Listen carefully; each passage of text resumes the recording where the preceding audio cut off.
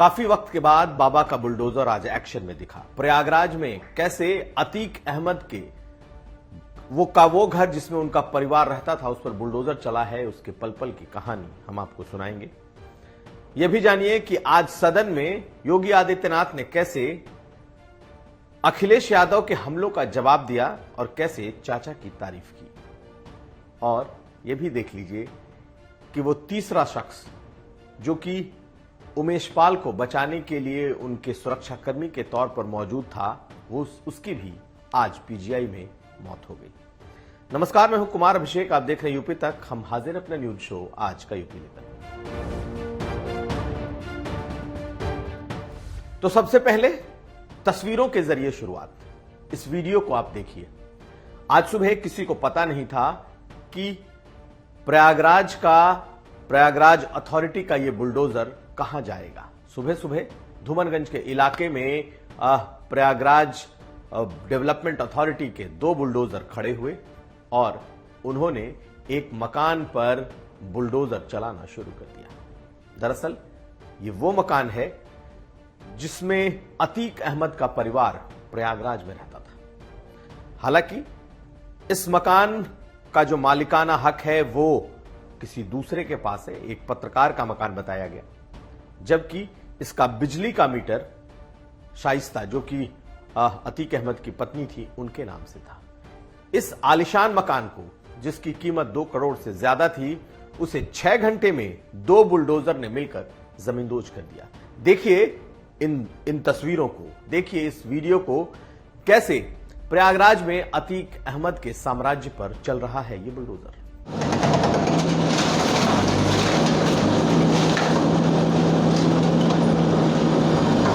तो आपने इन तस्वीरों को देखा।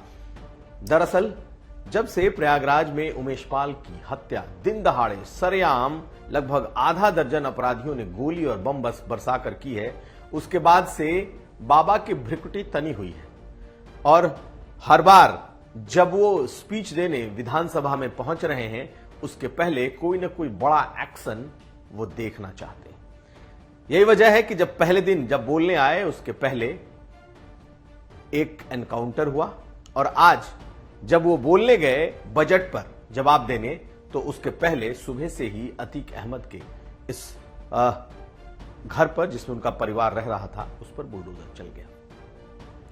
अभी भी तमाम जो अपराधी हैं, तमाम वो लोग जिनके चेहरे बेनकाब हुए या यूं कहें जिन्होंने बेखौफ होकर अपने चेहरे को दिखाकर इस हत्याकांड को अंजाम दिया, वो सब फिलहाल पुलिस की गिरफ्त से दूर है। बताया जा रहा है कि इसमें एक अतीक अहमद का बेटा भी है। अब देखना यह है कि आगे की कार्रवाई कैसे होती है। उधर आज अतीक अहमद सुप्रीम कोर्ट पहुंच गया। अतीक अहमद के वकील ने सुप्रीम कोर्ट में बकायदा एक हलफनामा दर्ज कराया। उसने सुप्रीम कोर्ट का दरवाजा खटखटाया कि उसे गुजरात के साबरमती जेल से बाहर नहीं ले जाया जाए, उसके साथ सेंट्रल फोर्सेस रहें और अगर कोई सुनवाई होनी है तो इसी के आसपास उसकी सुनवाई हो, क्योंकि उसे डर है, उसे खतरा है कि उसका एनकाउंटर किया जा सकता है। बाकायदा सुप्रीम कोर्ट में आज अतीक अहमद के वकील ने इस मामले में अपनी बातें दाखिल की हैं और जल्द से जल्द कोर्ट से इस मामले में सुनवाई करने को कहा है कि उसे डर है कि उसका एनकाउंटर किया जा सकता है। फिलहाल सुप्रीम कोर्ट इस मामले को सुनेगा, लेकिन निश्चित तौर पर एक बाहुबली को अब डर लगने लगा है। और बाहुबली को डर इसलिए है क्योंकि उत्तर प्रदेश की सरकार की तरफ से कई ऐसे सुर निकले हैं जो ये बता रहे हैं कि एनकाउंटर हो सकता है। जेपीएस राठौर ने भी कहा है कि गाड़ी पलट सकती है और डिप्टी सीएम ब्रजेश पाठक ने भी कुछ ऐसी ही अनहोनी की आशंका जता दी है। ऐसे में ग्राउंड मिला है अतीक अहमद को और उसने इसी बाबत सुप्रीम कोर्ट का दरवाजा खटखटा दिया है। अब देखना यह है कि डर रहे इस माफिया, इस बाहुबली का आगे का अंजाम होता क्या है। अब अगली खबर। प्रयागराज के उमेशपाल हत्याकांड में मरने वालों की संख्या 3 होगी। आज वो सुरक्षाकर्मी जो उमेशपाल के साथ उस दिन मौजूद था, जो दूसरा सुरक्षाकर्मी था राघवेंद्र, उसकी आज पीजीआई में मौत हो गई। कई दिनों तक जिंदगी और मौत से जूझने के बाद राघवेंद्र ने आज दुनिया को अलविदा कह दिया। इसके पहले उसी दिन उसी घटना में सीसीटीवी में भी वो तस्वीरें कैद हैं कि कैसे पहले उमेशपाल को गोली मारी गई, गोलियों से भूना गया और उसी वक्त उन्हें बचाते हुए जो संदीप निषाद है उसे भी गोलियों से भून दिया गया। तो यह घटना अब लगातार बड़ी होती जा रही है और आज इसमें तीसरी मौत भी हो गई। सरकार ने दावा किया है कि अपराधियों को मिट्टी में मिला दिया जाएगा। हालांकि मिट्टी में मिलाने की कुछ शुरुआत दिखाई दे रही है। मसलन अतीक अहमद के पर घर का जमींदोज होना, एक हमलावर का एनकाउंटर में मारा जाना, लेकिन अभी भी सरकार की तरफ से सुर दिखाई दे रहे हैं, सुनाई दे रहे हैं कि अभी गाड़ी पलट सकती है। देखना यह है कि आगे इस पर कार्रवाई क्या होती है। और अब अगली खबर। और अब हम आपको सदन की वो तस्वीरें दिखा रहे हैं। सदन में आज योगी आदित्यनाथ ने बजट भाषण में क्या कहा। मुख्यमंत्री योगी आदित्यनाथ ने अखिलेश यादव को एक बार फिर निशाने पर लिया। हालांकि आज अखिलेश पर निशाना कम था, अखिलेश यादव पर तंज ज्यादा था।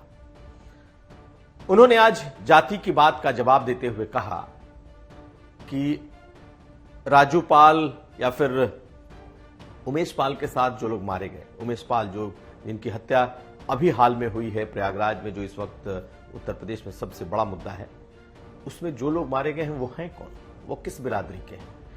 उमेशपाल और संदीप निषाद आखिर किस बिरादरी के हैं। और आप जाति की बात करते हैं। योगी यही नहीं रुके।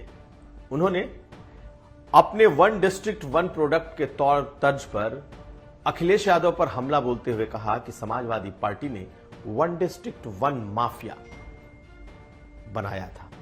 तो वन डिस्ट्रिक्ट वन माफिया का जो एक कह सकते हैं कि बात योगी आदित्यनाथ ने कुछ इस तरीके से कही जो समाजवादी पार्टी को सीधा चुभ सकती है। सुनिए क्या कहा Yogi Adityanath. One district one product है जिसने यहां की परंपरागत उत्पाद को, एमएसएमई को एक नया जीवन दिया है।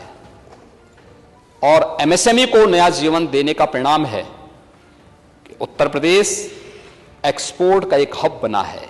आज उत्तर प्रदेश 16-17 की तुलना में दुगने से अधिक एक्सपोर्ट कर रहा है।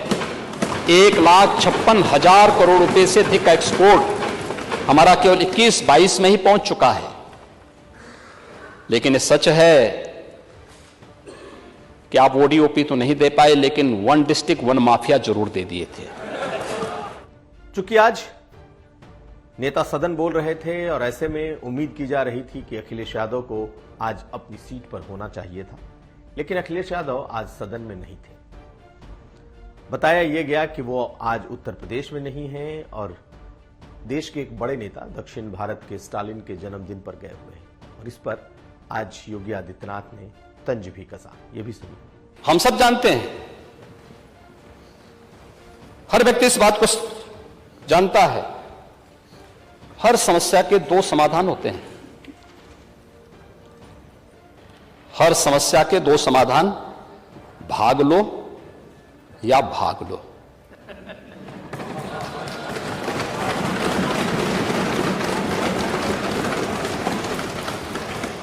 या तो उसे चुनौती के रूप में स्वीकार करते हुए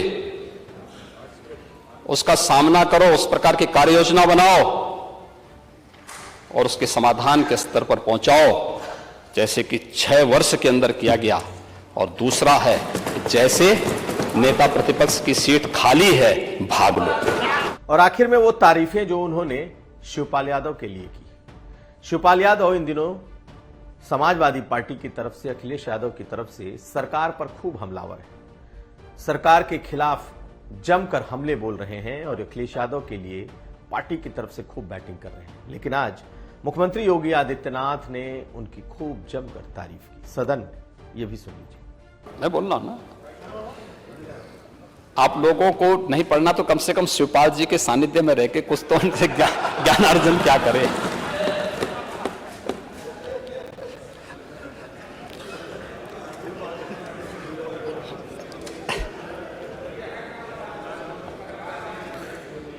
समाजवाद का असली मॉडल है इस समय आपके पास शिवपाल जी। तुलसीदास जी की चर्चा तो होगी।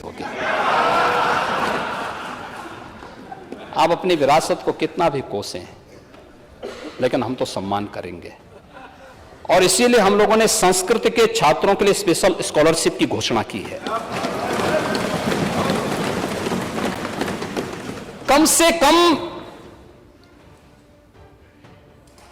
डॉक्टर राम मनोहर लोहिया का स्मरण ही करा देते इन लोगों को, जो आज भगवान राम पर, संत तुलसीदास जी पर प्रश्न खड़ा कर रहे हैं। इनको स्मरण कराते। क्या कहा था डॉक्टर लोहिया ने? आप तो लिखते हैं डॉक्टर लोहिया पे, आप ही उसको समझा दिए होते। हाँ